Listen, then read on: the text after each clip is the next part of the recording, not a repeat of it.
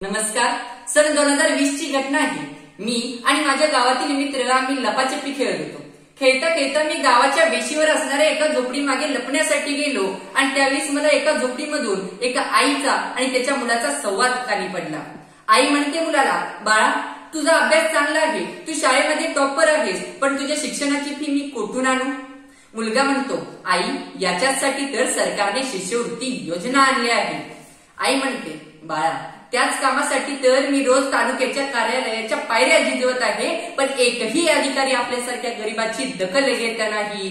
मग त्यावेळेस तो मुलगा म्हणतो, आई जर ही शिष्यवृत्ती मला वेळेवर मिळाली नाही तरी माझ्यासारख्या कित्येक मुलांचं नुकसान होणार आहे ना. ही शिष्यवृत्ती योजनेची अंमलबजावणी योग्यरित्या होणार की नाही? आई निरुत्तरित होते, प्रश्न अनुत्तरित राहतो आणि हाच अनुत्तरित प्रश्न घेऊन व्यासपीठावर उभा आहे. नमस्कार, मी Sanskar Santosh Shelke, Rajaram Bapu Patil military school and junior college ईश्वरपूरचा विद्यार्थी. सीओपीएस आयोजित राष्ट्रीय वक्तृत्व स्पर्धेमध्ये विषय मांडतोय शासकीय शिष्यवृत्ती योजना आणि त्यांची अंमलबजावणी.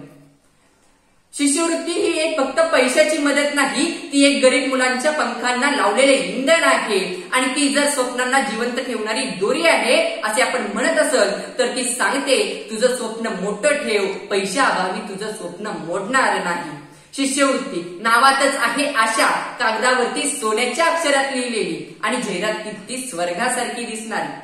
पण वास्तवात काय? अर्ज करताना पोर्टल बंद, पडताळणीसाठी अधिकारी महिनोमहिने अनुपस्थित राहतात आणि ज्याला खरंच आज पैशाची गरज आहे ना, तो विद्यार्थी वाट पाहत राहतो आणि कधी कधी तो विद्यार्थी वाट पाहता पाहता त्याचं शिक्षणच थांबवून टाकतो. आणि याचंच उत्तम उदाहरण म्हणजे आमच्याच गावामध्ये राहणारा रामला इयत्ता 10वी मध्ये 95% गुण मिळाले. त्याचं स्वप्न आहे की इंजिनियर व्हायचं. शिष्यवृत्तीसाठी त्याने अर्ज केला. अर्ज करण्यासाठी जी कागदपत्रे दिली ती फाईल कागदपत्रांची सरकारी ऑफिसमध्ये 3 महिने जवळपास धूळ खात बसली. शेवटी आईने सोन्याचं मंगळसूत्र विकलं, बापाने नांगर गहाण ठेवलं आणि त्यामधून मिळालेल्या पैशातून रामने पहिल्या वर्षाचं शिक्षण पूर्ण केलं.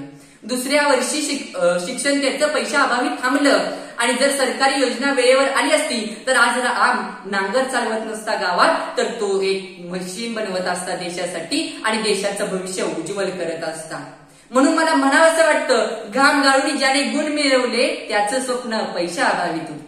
घाम गाळून ज्याने गुण मिळवले त्याचं स्वप्न पैशाअभावी तुटतं. शिष्यवृत्ती जर वेळेवर मिळाली तरच भविष्य फुलतं, तरच भविष्य फुलतं. आणि यात एक आशेचा किरणही आहे, ते म्हणजे आमच्या शेजारच्या गावामध्ये राहणारी पूजा. तिचे आई वडील ही शेतकरी आहेत, आई गृहिणी आहे आणि तिला योग्य वेळी शिष्यवृत्ती मिळाली. शिष्यवृत्तीचं पैसे तिच्या शिक्षणासाठी खर्च करण्यात आले आणि तिने तिच्या पहिल्या पगारामध्ये आपल्या आई वडिलांसाठी सुंदर अशी भेटवस्तू आणि कपडे घेतले. यातूनच तिने तिच्या आई वडिलांच्या डोळ्यामध्ये अश्रू आले आणि हे जे अश्रू होते ते आनंदाचे अश्रू होते आणि त्या रामच्याही आई वडिलांच्या डोळ्यामध्ये अश्रू होते, पण ते अश्रू होते दुःखाचे. आणि जर आपल्याला ही अंमलबजावणी कशी करायची हा प्रश्न निर्माण झाला तर मला असं वाटतं की अर्ज हे सोपे केले पाहिजे आणि ऑनलाईन कामकाज हे सुरळीत झाले पाहिजे. अर्ज करण्यासाठी कागदपत्रे कमी आणि पडताळणी अधिक जलद केली पाहिजे. ती सुद्धा एकाच वेळी आपल्याला मुलांना निधी देण्यात आला पाहिजे आणि सर्वात महत्वाचं म्हणजे उत्तरदायित्व आपल्याला या शिष्यवृत्ती योजनांमध्ये पाहायला मिळालं पाहिजे.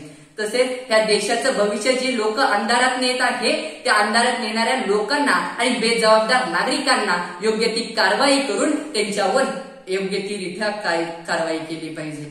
आणि आज आपल्याला देशामध्ये लाखो सरकारी शिष्यवृत्ती योजनांचा अर्ज करतात, म्हणजे लाखो मुले आज शिष्यवृत्ती योजनांचा अर्ज करतात. त्यापैकी जवळपास 30% लोकांची शिष्यवृत्ती योजना ही पडताळणीत बंद पडते आणि 20% लोकांची तांत्रिक कारणाने अर्ज बाद होतात. म्हणजे त्यामध्ये कित्येक हजारो मुलांचं शिक्षण थांबत आहे आणि ही एक अतिशय वाईट घटना आहे. ही प्रत्येक मायबापाच्या त्या मुलांच्या ज्या मुलांना शिष्यवृत्ती मिळत नाही त्या मायबापाच्या डोळ्यामध्ये अश्रू आणणारी घटना आहे. शेवटी जाताना आणि व्यासपीठाची रजा घेताना मी इतकंच सांगावं असं वाटतं मला की भारतीयांच्या मनगटात ताकद आहे सिंहाला कवेत घेण्याची, भारतीयांच्या नजरेमध्ये चळक आहे मृत्यूलाही कापवण्याची. अरे पुन्हा एकदा आव्हान द्या आभाळाला लोळवण्याचं. अरे पुन्हा एकदा आव्हान द्या आभाळाला लोळवण्याचं आणि आमच्या भारत देशातून निघू दे सोन्याचा धूर. धन्यवाद.